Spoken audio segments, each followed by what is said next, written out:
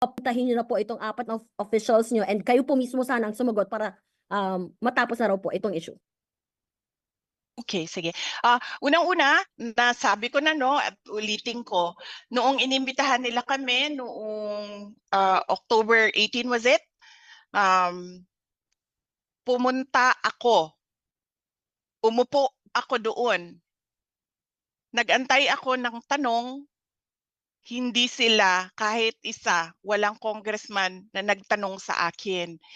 And because I felt na sayang yung oras ko na nakaupo doon, na walang nagtatanong sa akin, nagpaalam ako ng maayos, pinayagan ako ng maayos, nagpapasalamat ako na umalis.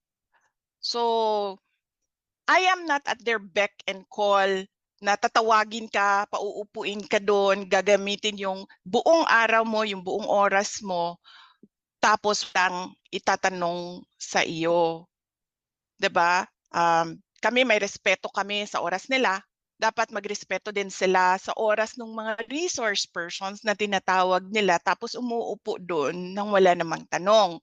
Okay? So, I do not understand saan nagagaling yung sinasabi nila na hindi uma-attend, hindi sumasagot. Umupo ako, walang tanong.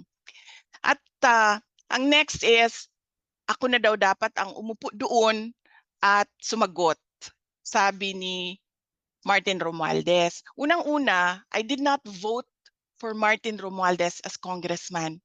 Kung taga-Tacloban man ako, hindi din ako boboto sa kanya as congressman. I do not gave him my trust and confidence as congressman. I did not vote for him as Speaker of the House of Representatives. Diba?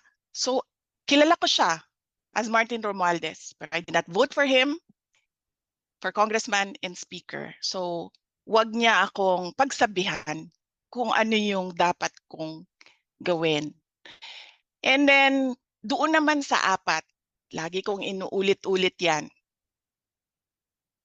Hindi ako yung uupo doon, sila yung uupo doon, sila yung iinsultuhin, sila yung babastusin, sila yung mamaliitin. So, kailangan yung tao ang mag-decide.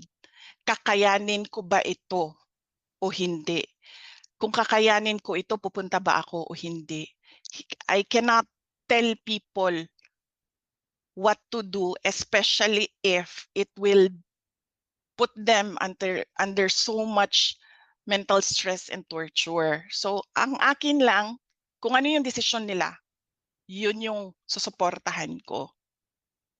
Thank you very much. VP, just to clarify lang po, the first 3 you attended po, hindi raw po kasi kayo nag-oath, kaya hindi po nila kayo tinanong yung oath po na which you will say the truth na nothing but the truth po. Kaya hindi na po sila nagtanong. Yes, opo. Kasi po, sinasabi ko, unconstitutional yung rules nila. They interchange persons and witnesses doon sa rules nila. They say inquiry, they interchange inquiry and investigation doon sa rules nila. Walang investigatory prosecutorial powers ang Congress. They can only do in aid of legislation and they must respect the rights of persons appearing therein. But hindi na natin nakikita yun ngayon. Nakikita nyo kung ano-ano na lang gusto nilang sabihin. Ano ba ang tawag niyan? Defamation. Nakikita nyo, defamation ng pagkatao ng mga uma-attend. Walang rules. Ginagawa nila ng rules as they go along.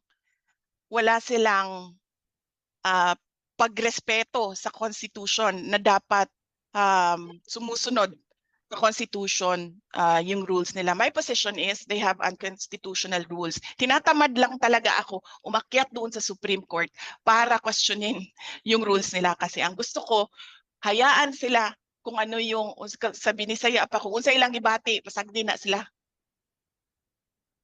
Okay. Next question, Red Times. Red, Hi,